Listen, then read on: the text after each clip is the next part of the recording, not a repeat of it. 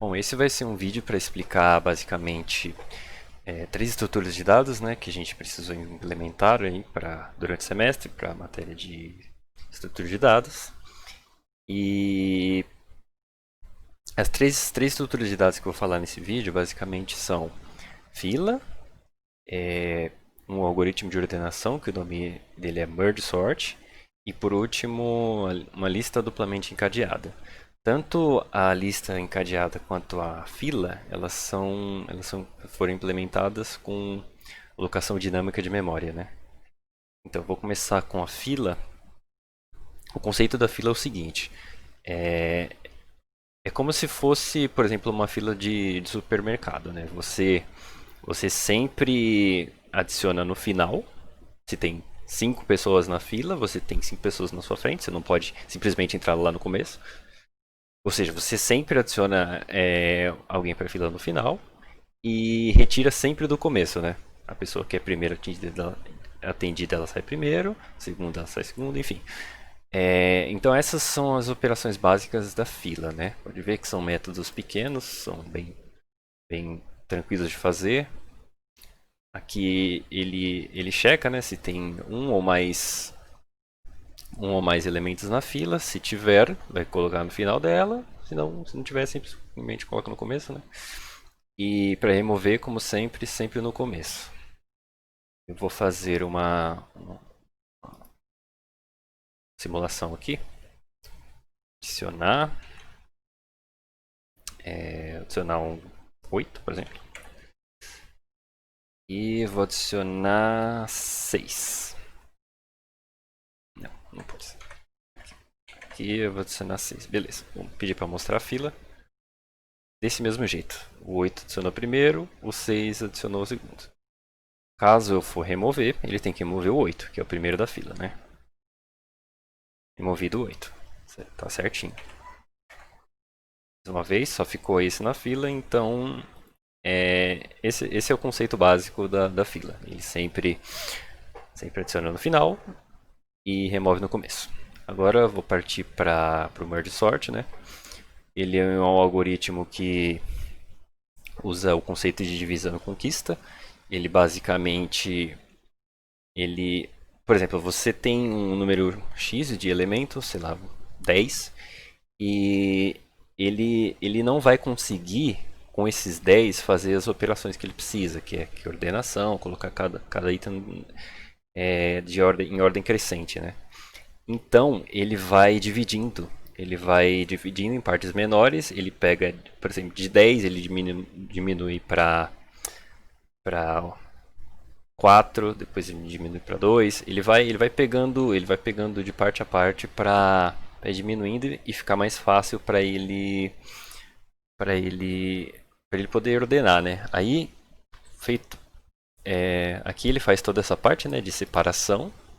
E aqui ele faz uma chamada recursiva em que ele vai fazer isso ele vai chegar até duas partes, né? Duas listas, por exemplo. Aí ele vai levar essa esquerda, né? Vai voltar e vai fazer mais uma vez isso, né, nessa parte da esquerda. Quando isso voltar, quando esses dois voltarem, eles vão estar ordenados. Aí com isso eu coloco na variável e mando para a mescla, né?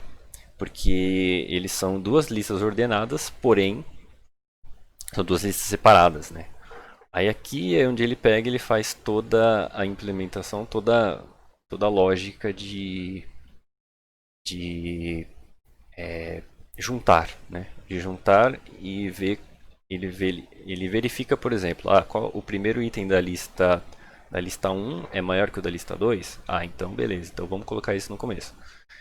É isso que ele faz, né? Ele compara uma lista com a outra e se um elemento da lista for menor que o outro, ele vai adicionando até ele estar com a lista totalmente ordenada.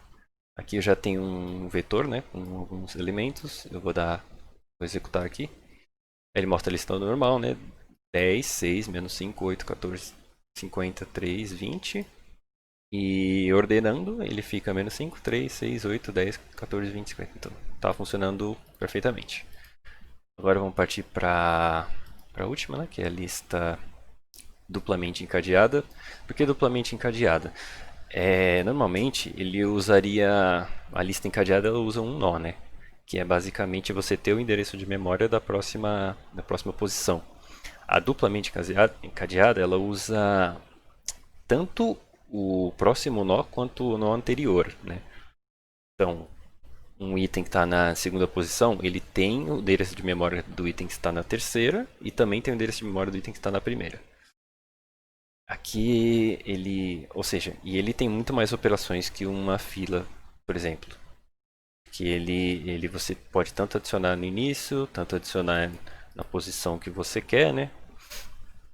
Ele faz ali, ele não move nada de lugar, né? Ele só muda o endereçamento, né?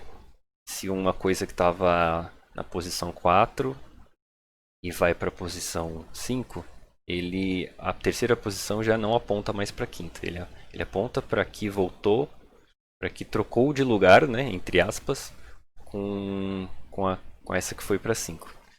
Porque eles realmente não trocam de lugar, eles só mudam a referência de memória para um outro nó. Ou seja, aqui ele tem todas as operações, né, de adicionar, remover no início, remover por posição também e remover no final. Essas são as operações possíveis na lista. E também percorre também para a gente mostrar esta lista, né? Eu vou dar um play aqui para mostrar como é que funciona. Adicionar na lista, aí ele pede no início, na posição, no final. Adicionar no início mesmo. Aí nome, vou colocar meu nome, tá? Beleza, vou mostrar. Só tem um nó, ok. Vamos adicionar no início, novamente, para ver se ele coloca outro acima do nome, né? Novamente, vou colocar nome Gabriel. Mostro, ok. Adicionei no início, ele teria que aparecer Gabriel mesmo. Beleza? Aí eu vou adicionar mais um na posição, né? Posição 2. Não, tá errado. Aqui, de novo. Tá. Novo. Início, Gabriel. Beleza, adicionar. Na posição, aí eu insiro o nome do aluno primeiro, né? E aí posição 2, beleza. Aí ele fica lá. Posição 2 é como se fosse um vetor, né? Posição 0, 0, 1 e 2. Se fosse um vetor mesmo. Aí ele adicionou no final, né? Beleza, aí remover da lista, ok. Remover da lista, se eu remover, por exemplo, no final, ele vai ter que remover esse último que estava aí, né? Beleza, se eu for remover no início,